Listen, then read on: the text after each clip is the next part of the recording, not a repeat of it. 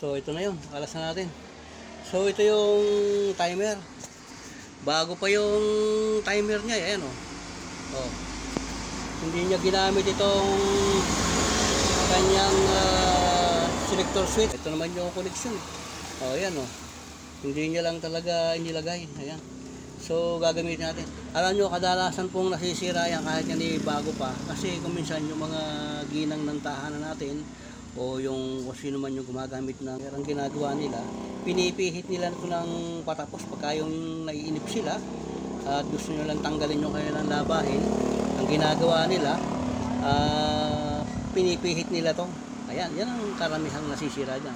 Hindi dapat nating pihitin to. Kung tayo ay naiinip, ang gagawin natin dyan, bunutin na lang natin yung plug, hayaan nyo siyang umandar kasi babalik naman siya dun sa dati niyang posisyon eh. So hindi na masisira yan. Okay, palitan natin. So bali ito po yon yung naro sa likod.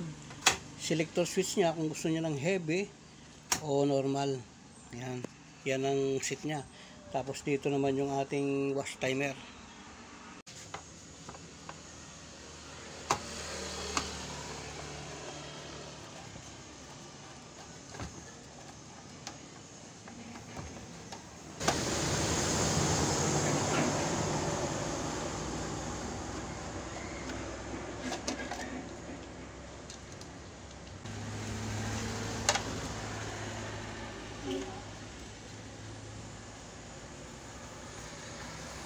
Yung gagamitin nating timer, ayan, bagong bago yan oh.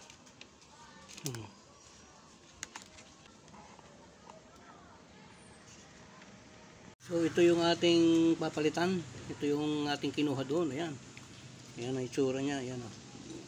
So ang naging problema niyan, ayan oh, ayan oh. Wala na siya oh. Nawala na yung kanyang ano sa loob, yung kanyang pinaka spring. Bumitaw yung spring niya, kaya yan nakaganyan, ayan. So palitan natin. Kalasin natin tong selector switch na to. Ito.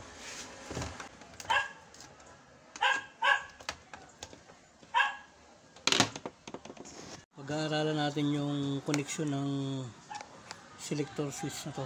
Ayan. Yan, bali, ayan ang kanyang loob, ayan. Ayan o.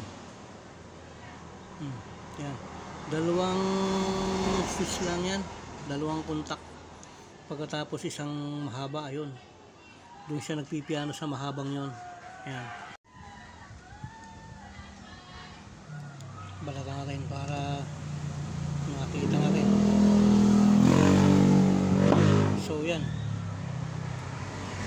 So dito sa kanyang sa itsura, no? Itsura. Itong isang to, itong lumalabas na linya, ayan. Pumasok siya doon, ayun. Lumalabas siya, ito yung line 1 niya. Kung ating titingnan ng visual, itong timer na to ng wash timer, nakikita natin yung, ayun, yung dalawang nasa loob na yun, yun. Yun yung linya, ayan, ito. Yung dalawang yan, yun yung linya niya. So palibasa nga hindi pa natin iniuon, wala siyang kontak. Ayan oh, hindi siya tumutunog oh. Wala oh. Pagdating dito wala, yan wala oh, wala oh. Dito meron oh, dito wala. So ibig sabihin kasi nga kaya wala, nakatayo pa yun oh, nakalayo pa. Pihitin natin siya, i-on natin kumbaga. Ayan, so nakita nyo yun, ayun oh, pumuntak na siya, yun oh. So ibig sabihin meron na ngayon to, itong dalawang to, may kontak na yan. Ayan oh. Oh, ayan di ba? Meron na. So i-connection natin. Ngayon, i-connection natin. So itong nasa loob, ito nasa loob na to, yan. Itong portion na nasa loob na to, ito yung gagawin natin dito. I-connect natin siya rito. Lalagyan natin ng supply itong selector switch. So ayan, ganyan ang magiging kasanyan. Tapos ito, didiretso to doon sa baba, sa line 1. no, sa line 1. So kung titingnan nyo, ito itong dalawang ito, yan, ito itong dalawang ito, itong blue at saka itong orange na to, yan, ito yung tatakbo dito, dyan tatakbo yan, yan, dyan tatakbo yan sa yan tigisa. Ilagay natin, connection natin, yan, dyan sila, tigisa sila dyan. Kahit magkabaligtad dyan, ala naman pong problema yan eh. So ayan,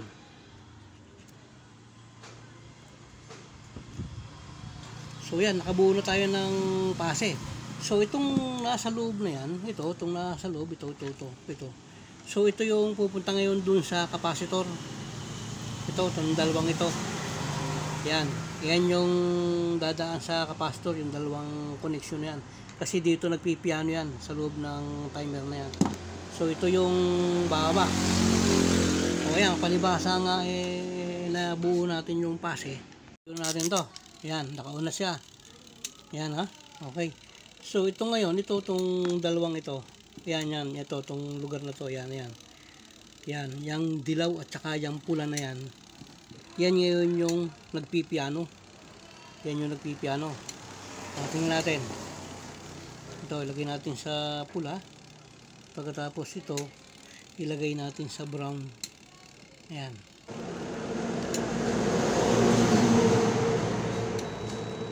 Yun. Tumunog na. Okay, tapusin natin. So, ilipat natin dito sa dilaw. Ito, habulin natin. Ayun, lumagitik. Kailan abutan natin to. So, ayun. So nagpiano na sila. So ito yung dalawang bababa ito sa capacitor to. So i-connection na natin. So yan, ikinabit na natin. So itong isang to galing dito sa timer. Ayan, ito siya, tumakbo siya dito sa ating selector switch. Pagkatapos ito yung magiging linya natin. So yan na, okay na yan. Yan, yung nasa dalawang tabi. So ayan, temporary muna. Pagkatapos ito naman yung sa ating wash timer, sa ating washing machine.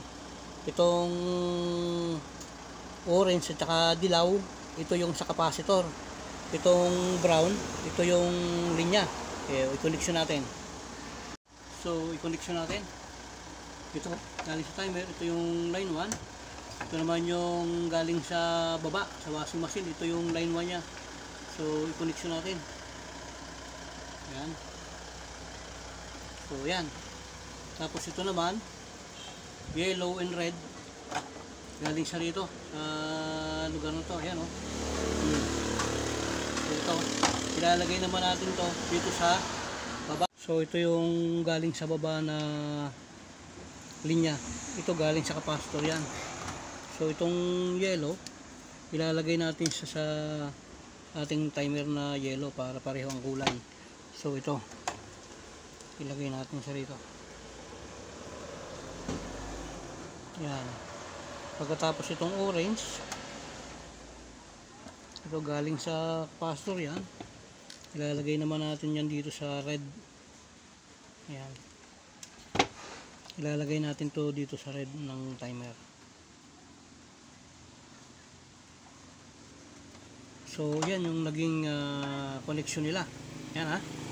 Okay. So yan, kinabit na natin. Sabitan natin ng ammeter. Yan, nalag na natin. So yun natin. Yun. Yun. Yan yung kanyang forward. Tingnan naman natin yung kanyang reverse para ma-satisfied naman tayo. Yun, nag-reverse na siya. Ang selector switch natin naka-normal. Ang amperahe natin, nakakakuha tayo ng 1.2 amperes. Yan. Nakakakuha tayo ng the same na amperahe, pareho siyang 1.2. Okay na po yan at marami pong salamat at sana po ay nasiyahan kayo dito sa ating video ngayon.